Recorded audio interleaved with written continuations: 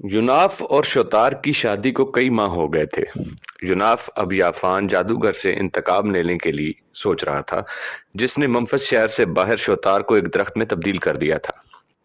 एक रोज यूनाफ दरियाए नील के किनारे शोतार के महल की उन सीढ़ियों पर अकेला बैठा हुआ था कि जिनसे टकराकर दरियाए नील गुजरता था। बोरान, शोतार और कदीफस शहर के बाजार में गए हुए थे कि यूनाफ को अपनी गर्दन पर वही हरीरी और रेशमी लम्स महसूस हुआ। फिर अबलीका की महसूर कुन और मीठी आवाज उसकी समात से टकराई। यूनाफ, संभलो और चौकन्ने हो जाओ, तुम्हारे लिए तकलीफों और इम्तिहान का वक्त आ गया है। आरब, ब्योसा और नबीता तीनों तुम्हारी तलाश में और बदी फैलाने के लिए निकलने वाले हैं। सुनो आरब, मैं बाबल में शादी कर ली थी, जिसकी वजह से वो तुम्हारी तरफ से गाफिल रहा। नबीता ने भी बाबल के हुक्मरान खानदान के एक नौजवान से शादी कर ली थी। उसका शौहर भी बूढ़ा होकर मर चुका है। हाँ, ब्योसा ने शादी ना की थी कि वो मर्दों से नफरत करती है। अब वो तीनों बदी के हक में और तुम्हारे खिलाफ हरकत में आ रहे हैं। अरब शुमाल फारस के शहर अक्तबाना की तरफ, नबीता बाल और कौम एलाम, और मिस्र में जबकि हसीन ब्योसा आशोर, हत्ता, फोनिकी और उनसे मुल्हिका अकवाम की तरफ जाएगी। इन सब कुव्वतों में तुम्हें तलाश करने के अलावा वो बदी फैलाएंगे। यूनाफ ने चौंकते हुए कहा, मैं तो मिस्र के याफान जादूगर के खिलाफ हरकत में आने का इरादा कर चुका था। मैं समझता हूं कि मिस्र के अंदर यह सबसे बड़ी बदी है, और जहां भी बदी हो इसके खिलाफ हरकत में आना मेरी जिंदगी का असल मकसद है। अब जबकि तुम मुझे अरब, ब्योसा और नबीता से मुतल्लिक नई इतलात फराहम कर रही हो, तो बताओ मुझे अब क्या करना चाहिए। अबलीका ने कहा, फिलहाल तुम याफान को भूल जाओ। इसके खिलाफ तुम जब चाहो हरकत में आ सकते हो। पहले अरब का रुख करो। यूनाफ ने पूछा, मैं अरब का रुख करूं और तुम क्या करोगी। अबलीका ने यूनाफ की गर्दन के गिर्द अपना लम्स तेज करते हुए कहा, यूनाफ सुनो, सिर्फ अरब, ब्योसा और नबीता ही नहीं बल्कि जहां कहीं भी बद और बदकारी, गुनाह और मासियत के खिलाफ तुम हरकत में आओगे, मैं तुम्हारे साथ होंगी। तुम्हारी जिंदगी का मकसद फिरौन खसीम के इस महल में शोतार के साथ जामिद रहकर जिंदगी बसर करना नहीं। अपने आप को हरकत में लाओ और दरिया की लहरों और समुद्री मौजों की तरह और आज ही अरब की तरफ कूच कर जाओ कि हरकत में रहना ही तुम्हारी जिंदगी है। यूनाफ ने अबलीका की बात काटते हुए कहा, अबलीका तुम ठीक कहती हो। मैं जानता हूं मेरी जिंदगी का मकसद बुराई के खिलाफ हरकत में आना है, और खासकर उस बुराई के खिलाफ जो अरब, ब्योसा और नबीता फैलाएं। पर ए मेरी मोहसिन, हो सकता है कि अरब, ब्योसा और नबीता की बुराइयों का मुकाबला करने के लिए मुझे एक तवील अरसा दरकार हो। इस दौरान अगर इस गलीज जादूगर याफान को यह खबर हो गई कि शतार, जिसे उसने अपने जादू के जोर से दरख्त में बदल दिया था, दोबारा अपनी असली हालत में आ गई है, तो क्या वो शतार के खिलाफ हरकत में ना आ जाएगा और मेरी गैर मौजूदगी में ना सिर्फ शतार बल्कि उसकी माँ और भाई को भी नुकसान ना पहुंचाएगा। यह सूरत हाल मेरे लिए नाकाबिले बर्दाश्त होगी। मैं चाहता हूं याफान से निमट कर एक मुतमईन अंदाज में पहले अरब, फिर ब्योसा और बाद में नबीता का ताकुब करूं। मुझे उम्मीद है कि जो हालात मैंने बयान किए हैं, इनकी रोशनी में तुम मुझसे इत्तफाक करोगी और पहले मुझे याफान से निमटने दोगी।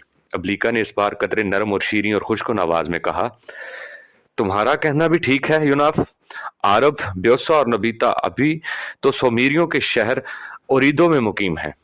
बाज मौरखीन का ख्याल है कि सोमेरी इराक में आबाद होने वाली पहली कौम है, लेकिन यह दुरुस्त नहीं। सोमेरियों से पहले वहां सामी नस्ल के लोग आबाद थे जो अरबों के हम कबील थे। मैं अपनी कम इल्मी के बावजूद सोमेरियों को भी सामी नस्ल की एक शाख कहूंगा, क्योंकि उनकी शक्ल उनके पेशरो सामियों से मिलती जुलती है। इस मामले में बाज मौरखीन जरूर इख्तलाफ राय रखेंगे। रीदो मेरी कौम का एक अजीम मरकजी शहर था। सुमेरी कौम का मरकजी शहर था।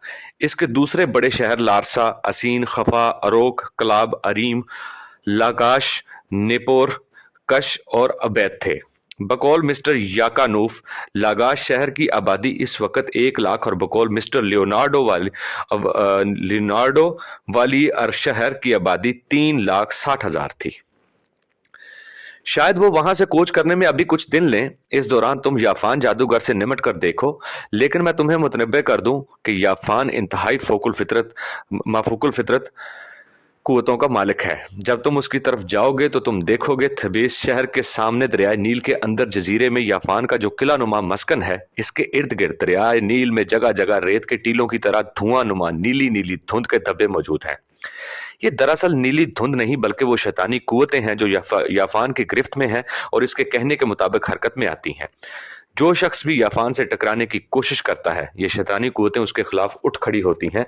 इधर एक ऐसे शख्स को मौत के अलावा उन शैतानी कुव्वतों से कहीं भी पनाह नहीं मिलती।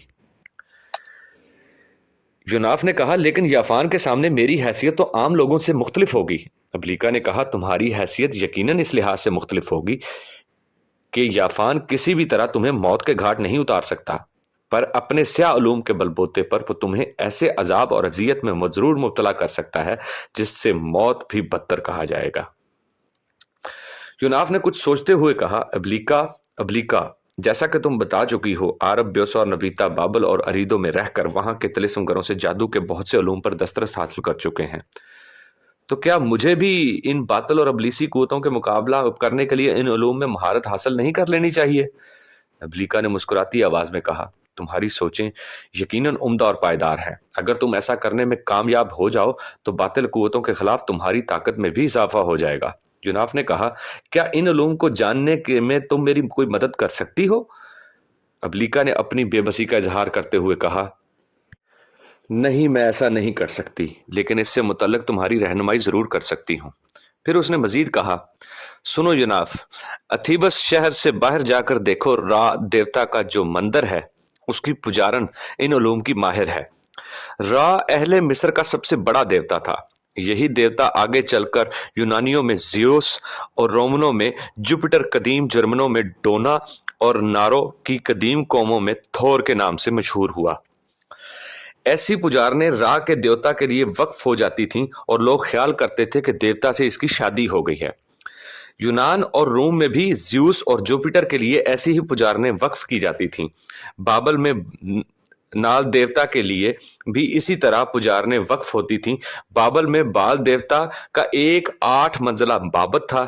सबसे ऊंचे मीनार के अंदर वक्फ होने वाली पुजारन का पुरतकल्लुफ बिस्तर लगाया जाता था। बज़ाहिर इसके ताल्लुकात याफान से बहुत अच्छे हैं, क्योंकि याफान कुव्वत में उससे ज्यादा है, लिहाजा वो उससे डरती है, लेकिन अंदर ही अंदर वो पुजारन के जिसका नाम कोलम है याफान से नफरत करती है, और ये नफरत व हकारत ज्यादातर याफान की बालादस्ती की बिना पर है। सुनो, याफान की एक बेटी भी है जिसका नाम अरीशिया है। ये लड़की भी अपने बाप ही की तरह इन उलूम में माहिर है। मिस्र के लोग याफान की इस बेटी अरीशिया और रा ने देवता के मंदिर के पुजारन कोलम से बहुत परेशान रहते हैं। हत्ता कि मिस्र के बादशाह भी इन पर हाथ नहीं डालते, ना ही ये तीनों मिस्र के बादशाह जोसर को कोई नुकसान पहुंचाने का सोच सकते हैं, क्योंकि बादशाह जोसर का वजीर अमहोतब भी अगर इनसे बढ़कर नहीं तो इनके पाए का तिलिस्मगर जरूर है। और फिर वो एक बेमिसल हकीम, एक उम्दा वजीर और नायाब दानिशमंद भी है। मिस्रियों का ख्याल है कि ये चारों कुव्वतें अरवाह की तस्खीर का इल्म भी जानती हैं। रूह से मुतल्लिक कदीम दौर में लोगों के मुख्तलिफ ख्यालात थे। जनूबी अमरीका के होरानो कबाइल का ख्याल था कि रूह आदमी का एक छोटा नमूना होती है। कदीम स्कीमियों के ख्याल का था कि रूह की हैयत उनके जिस्म ही की सी होती है जिससे उसका ताल्लुक हो, पर यह लतीफ़ और रकीक होती है। नोटकाओं के नज़दीक रूह अपने जिस्म के अंदर एक बोने की तरह है। मलाया के लोग रूह के अंगूठे के बराबर बालिश्तिया तस्वुर करते हैं। फजियों नागीलों के यहाँ भी रूह का तस्वुर एक बोने जैसा है। पंजाब के पुराने लोग जो अपने जिस्मों पर तस्वीरें खुदवाते थे, उनका ख्याल था कि इनके तन खाकी के अंदर जो नन्ही रूह है वो इन्हीं नक्शो निगार के साथ आसमान पर जाएगी।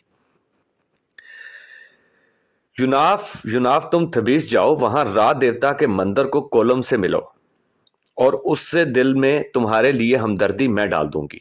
तुम उससे ये स्याह उलूम सीखो। अगर तुम उससे ये कहो कि तुम याफान का खात्मा करना चाहते हो तो शायद वो तुम्हें ये उलूम सिखाने पर आमादगी का इजहार कर दे। यूनाफ ने कहा, तुम लफ्ज शायद क्यों इस्तेमाल करती हो? क्या तुम्हें इसका पुख्ता यकीन नहीं? अब्लिका ने कहा, ए यूनाफ, गायब के उलूम खुदा के सिवा कोई नहीं जानता। फरिश्ते और अरवाह भी इससे नावाकिफ हैं। मैं तुम्हें वही खबर दे सकती हूँ जो मेरी महदूद कुव्वत के दायरा इल्म में है। सुनो, मेरी कुव्वत, मेरे उलूम, मेरी हिस्सियात गैर महदूद नहीं। बहरहाल तुम मायूस ना होना, मैं तुम्हारे लिए अक्सर मौके पर नामुमकिनात को सहल और मुमकिन बना दूंगी। और अब्लिका कहते कहते खामोश होगी, क्योंकि बोरान, शोतार और खदीफस बाजार से लौट आए थे। उन्हें देखते ही यूनाफ उठ खड़ा हुआ। फिर उसने कहा, मैं बड़ी बेचैनी से तुम लोगों का इंतजार कर रहा था। मैं आज बल्कि अभी याफान से निमटने के लिए यहाँ से रवाना हो रहा हूँ। शोतार का रंग यूनाफ की इस बात पर जर्द हो गया।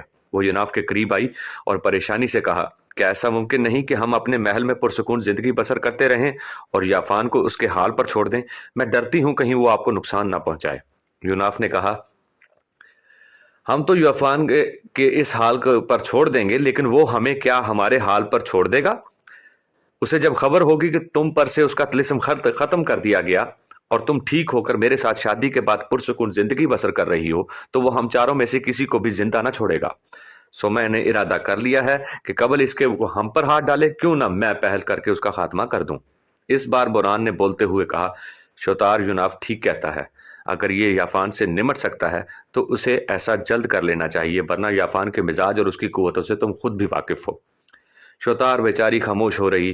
اس موقع پر قدیفس نے یوناف کی طرف دیکھتے ہوئے کہا کیا میں بھی آپ کے ساتھ چلوں؟ شاید میں آپ کے کسی کام آ سکوں. یوناف نے کہا نہیں، یہ کام مجھ اکیلے کا ہے. میں ابھی یہاں سے تبریز شہر کی طرف کوچ کروں گا. تم لوگ فکر مند نہ ہونا. شاید میں چند دن تبریز شہر کے باہر راہ دیوتا کے مندر کی پجارن کے پاس بھی رہوں، کیونکہ مجھے اس سے کچھ حاصل کرنا ہے کہ وہ یافان سے نمٹنے کے لیے میری مدد اور رہنمائی بھی کر سکتی ہے. بوران نے محل کے اندرونی حصے کی طرف جاتے ہوئے کہا آؤ پھر کھانا کھا لو، اس کے بعد تم یہاں سے کوچ کر جانا. یوناف شوتار اور بوران اور قدیفس کے ساتھ محل کے اندرونی حصے کی طرف جا رہا تھا. ڈوبتے سورج کی آخری جھلکیاں دیتے ہوئے سائے ٹڈی دل کی طرح پورے شہر پر پھیل گئے تھے. آسمان سے آگ برسنا بند ہو گئی تھی اور دریائے نیل کی طرف سے خنک ہوائیں چل پڑی تھیں. افق کے دریچے اپنا رنگ بدلنے لگے تھے. ایسے میں یوناف تھبیس شہر سے باہر راہ دیوتا کے معبد میں داخل ہوا. لوگ معبد کے اندر جا رہے تھے. ان میں یوناف بھی گھس کر آگے بڑھ گیا. اچانک اسے اپنی گردن کے گرد ابلیکا کا کسی سانپ کا سا باریک اور ریشمی لمس محسوس ہوا. اس کے کانوں میں ابلیکا کی آواز پڑی یوناف یوناف، معبد کی دائیں طرف کا جو برج ہے اس پر چڑھو. وہ سامنے اس کی سیڑھیاں دکھائی دے رہی ہیں. راہ دیوتا کی پجارن کولن کا کمرہ اسی برج کے اوپر ہے. ابلیکا کی ہدایت کے مطابق یوناف تیزی سے اس برج کی سیڑھیاں چڑھنے لگا. اوپر جا کر اس نے دیکھا کہ ایک کمرے کے سامنے 2 مسلح پہرے دار کھڑے تھے. ابلیکا کی رس کھولتی آواز پھر اس کی سماعت میں سما گئی. یوناف، جس کمرے کے سامنے یہ دونوں پہرے دار کھڑے ہیں یہی کولم کا کمرہ ہے. ان محافظوں سے پوچھ کر اندر داخل ہو جاؤ. یوناف ان محافظوں کے پاس گیا. انہیں مخاطب کرتے ہوئے بولا میرے عزیزو، میں منفس سے آیا ہوں اور کولم سے ملنا چاہتا ہوں. قبل اس کے کہ محافظوں میں سے کوئی جواب میں کچھ کہتا، اندر سے کھولتی شیریں آواز سنائی دی اسے اندر آنے دو. محافظوں نے فوراً دروازہ کھول دیا اور یوناف اندر داخل ہو گیا. کمرے میں ایک بہت بڑی مسہری پر ایک عورت جو عمر میں 30 برس کے قریب ہوگی نیم دراز تھی. 18-20 برس کی ایک لڑکی اس کی پیشانی پر سندل کی مالش کر رہی تھی. کمرے میں دائیں طرف چاندی کا عود دان رکھا ہوا تھا جس سے نکلتی ہوئی ہلکی ہلکی فرت بخش خوشبو کمرے میں پھیل رہی تھی. پلنگ پر لیٹی ہوئی وہ عورت اٹھ کر بیٹھ گئی اور یوناف کی طرف دیکھتے ہوئے کہا میں ہی اس معبد کی پجارن کولم ہوں جو راہ دیوتا کے لیے وقف ہو چکی ہوں. یہ لڑکی بھی اس معبد کی ایک پجارن ہے. ساتھ ہی اس نے لڑکی کو اشارہ کیا اور وہ اٹھ کر باہر نکل گئی. پھر سامنے کی نشست کی طرف اشارہ کرتے ہوئے کولم نے کہا بیٹھو اور کہو تم نے کیا کہنا ہے. یوناف بیٹھ گیا اور کہا میں تم سے کچھ سیکھنے آیا ہوں. کولم نے جواب طلب نگاہوں سے اس کی طرف دیکھتے ہوئے پوچھا طلسم؟ یوناف نے کہا ہاں، میں طلسم کے لیے ہی آیا ہوں. میں یافان کو ٹھکانے لگانا چاہتا ہوں. کولم کی گردن جھک گئی اور گہرے تفکر میں ڈوب کر کچھ سوچنے لگی.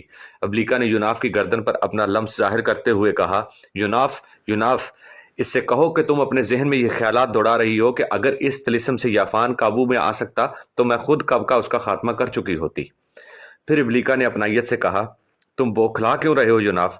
جو کچھ میں نے تم سے مخاطب ہو کر کہہ رہی ہوں وہ کوئی اور نہیں سن سکتا. یوناف نے فوراً کولم کو مخاطب کر کے کہا اب تم ذہن میں یہ سوچ رہی ہو کہ اگر اس طلسم سے یافان پر قابو پایا جا سکتا تو تم خود اب تک اس کا خاتمہ کر چکی ہوتی.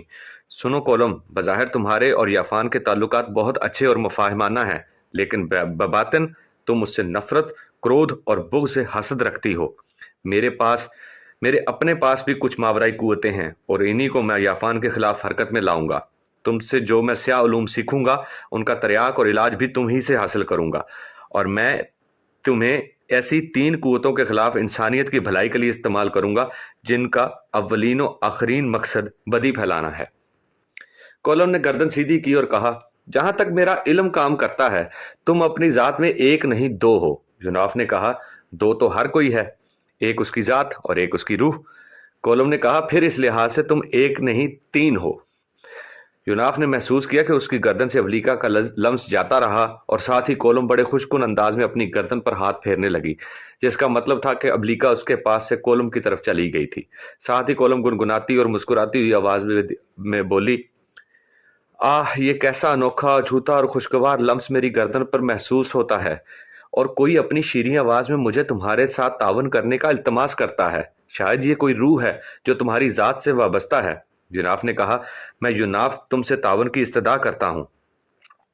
सुन रखो, तुमसे ये उलूम हासिल करने से पहले मैं याफान पर काबू पाने की मावराई और अनदेखी कुव्वतें रखता हूं। कोलम ने कहा, मैं तुमसे पूरी तरह तावन करूंगी यूनाफ। जादू की दो बड़ी किस्में हैं, एक सहर मुशारक और दूसरा सहर बिलमिसल। इसके अलावा इन दो ग्रोहों के अंदर सहर और जादू की नई झेली किस्में भी हैं। सहर मुशारक वो सहर है कि जो चीज़ें जो कभी बाहम मरबूत रही हों, अलहदा होने के बाद भी एक दूसरे पर असरअंदाज होती हैं।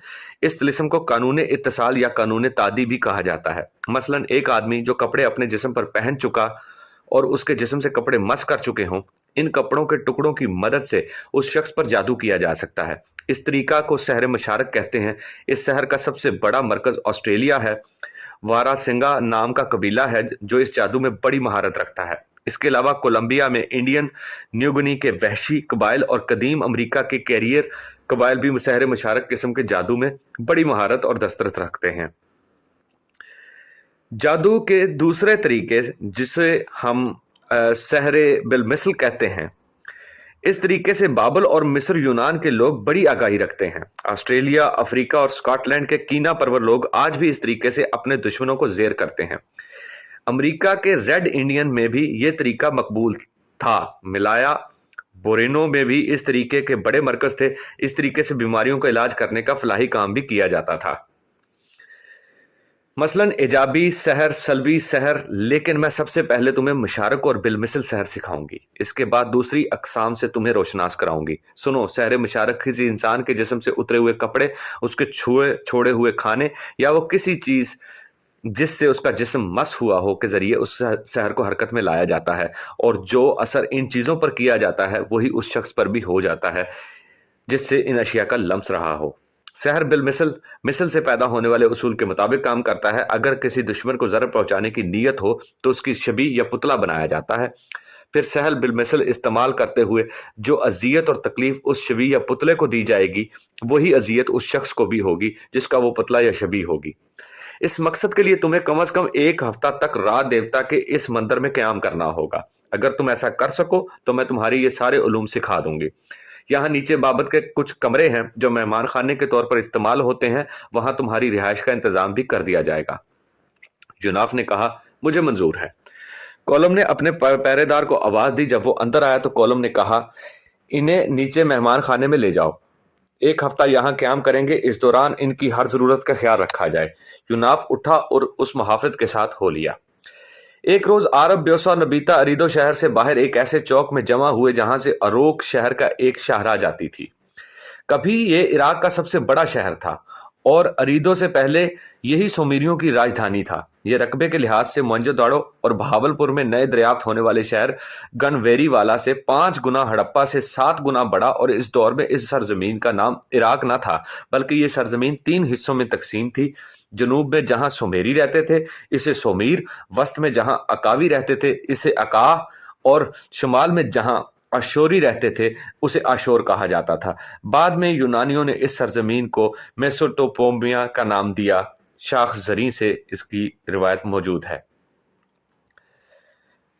मेरा ख्याल है कि हमें मुख्तलिफ सिमतों को निकल कर बदी फैलाने के लिए काम करना चाहिए। मेरा इरादा है मैं फारस और हिंद की तरफ जाता हूँ। नबीता आशोर, आकार, सोमीर और मिस्र में जाएगी।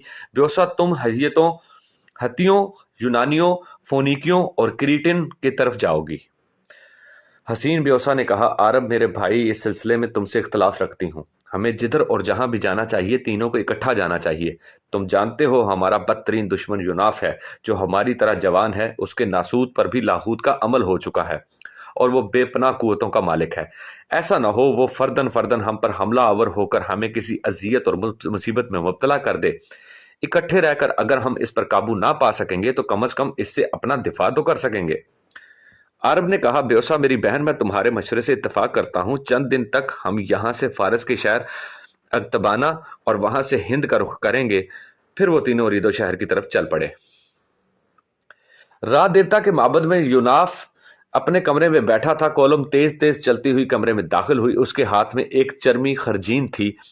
करीब आकर उसे यूनाफ ने से कहा, यूनाफ तुम खुशकिस्मत हो, इस माबद में क्याम किए हुए तुम्हें 8 दिन हो गए हैं, और जिन उलूम के लिए तुम यहाँ आए थे तुम उनमें महारत भी हासिल कर चुके हो। तुम्हारा शिकार भी चलकर तुम्हारे पास आ गया है। यूनाफ चौंक कर उठ खड़ा हुआ। क्या शिकार? मैं तुम्हारी मुराद याफान है? कोलम ने कहा, हाँ, वो आज किले से निकल थबीज शहर की तरफ आएगा। वहां उसके एक अकीदतमंद की लड़की बीमार है, वो उसे अच्छा करने आ रहा है। उसके साथ उसकी बेटी भी होगी। सुनो यूनाफ, याफान के मस्कन में जाकर उसका खात्मा करना तुम्हारे लिए अगर नामुमकिन नहीं तो मुश्किल जरूर होगा, लेकिन अब तुम्हारा काम आसान हो गया। जब वो दोनों बाप बेटी शहर थबिस में आएंगे तो इन दोनों की गर्दनें काटकर चमड़े की इस खरजीन में डालना और इस खरजीन को बहरे शोर के गिर्द फैले हुए सहरा में दफन कर देना।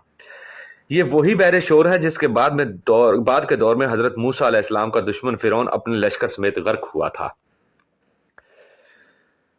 इन दोनों का इस तरह से खात्मा हो जाएगा। दोनों बाप बेटी के कटे हुए सर कहीं और ना रखना, वरना याफान की शैतानी कुव्वतें तुम्हारा जीना हराम कर देंगी। और सुनो, दोनों को खत्म करना।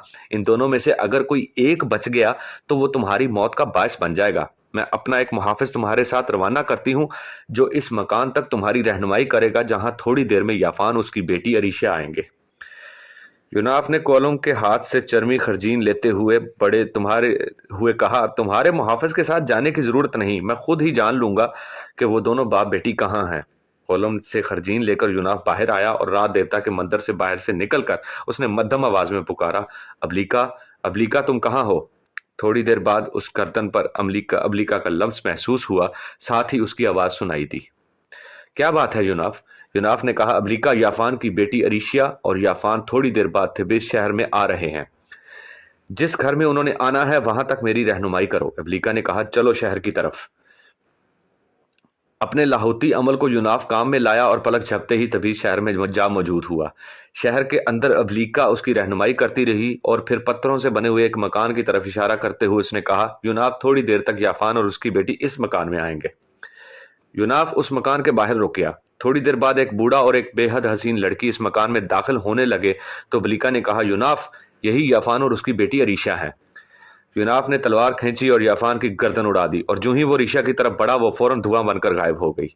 यूनाफ ने जल्दी जल्दी याफान के सर चर्मी खरजीन में डाला और वो भी वहां से गायब हो गया। अपने लाहूती अमल के सबब यूनाफ चंद सानियों बाद सैकड़ों मील दूर बहरे शोर से मुल्हिका सहरा में दाखिल हुआ। वो चाहता था कि खरजीन रेत पर रखकर वहां गड़ा खोदे और खरजीन वहां दबा कर दे कि खरजीन के अंदर से याफान के कटे हुए सर का खून रेत पर टपक रहा था। जो ही खून के कतरे रेत पर गिरे, एक तूफान उठ खड़ा हुआ। सहरा में हौलनाक और करब अंगेज चीखें बुलंद होने लगीं। फिर किसी नादीदा कुव्वत ने यूनाफ के हाथ से वो चर्मी खरजीन छीन ली जिससे याफान का सर कटा हुआ था। फिर यूनाफ ने महसूस किया कि सहरा के अंदर वही दरियाए नील वाली नीली धुंध फैलने लगी थी। उफक लाल गूं होने लगा। माहौल का तपता सहरा आग और खून का पैगाम देने लगा। फिर उस सुनसान और ज़वीलिद सहरा में लम्हा बलम्हा धुंध बढ़ती गई और मौत की खामोशी फैलती गई। फिर यूनाफ ने देखा कि इस नीली धुंध के अंदर याफान की शैतानी कुव्वतें नमूदार हो रही हैं। वो करमजी रंग के कपड़ों में अजीब अजीब ह्योले थे, जिसकी आंखों से सूरज की दहकती पेशानी और सुर्ख शोलों के रक्स की तरह रोशन थी, और उनकी आंखों के अंदर तबाही की आग, जंगली जलाल और वहशती कहरमानियत और दरिंदा तलबी थी। इसी जहन्नमी सहरा में याफान की वो शैतानी कुव्वतें अपनी दहकती आंखों से बेकरां आरजुओं के सरसाम जैसा चैलेंज देती हुई यूनाफ की तरफ बढ़ रही थीं, और यूनाफ रात के किसी थके हुए मुसाफिर की तरह फटी फटी आंखों से उन्हें देख रहा था। नीली धुंध के अंदर मध्यम स्याह होलों की सूरत में याफान की शैतानी कुव्वतें यूनाफ की तरफ बढ़ रही थीं। यूनाफ ने देखा उनके हाथों में ऐसी तलवारें थीं जो गर्म सुर्ख लोहे की तरह तप रही थीं और उनसे धुआं उठ रहा था। इस तरह की आग और धुआं उनकी आतिशी आंखों से भी उठ रहा था। इसी लम्हा यूनाफ ने देखा जुनूब की तरफ से एक काफिला उसकी तरफ आ रहा था। ऊँटों की लंबी लंबी कतारों में मुश्तमिल, शायद वो कोई तिजारती कारवां था जो मिस्र से किसी और सिमत जा रहा था। सहरा के अंदर ऊँटों की गर्दनों से बंधे जर्स की आवाज़ें अब लम्हा बलम्हा तेज और बुलंद होकर सुनाई देने लगी थीं। जनाब फौरन संभला, अपनी मख्फी कुव्वतों को वो हरकत में लाया और वहां से गायब हो गया। जुनूब की तरफ से आने वाले कारवां अब करीब आ गया था। जुनाफ ने के इस तरह गायब हो जाने पर याफान की शैतानी कुव्वतें आगे बढ़ते बढ़ते रुक गईं और बदहवियत होले अब कहर माना अंदाज में एक तजस्सुस और जुस्तजू के आलम में इधर उधर देख रहे थे।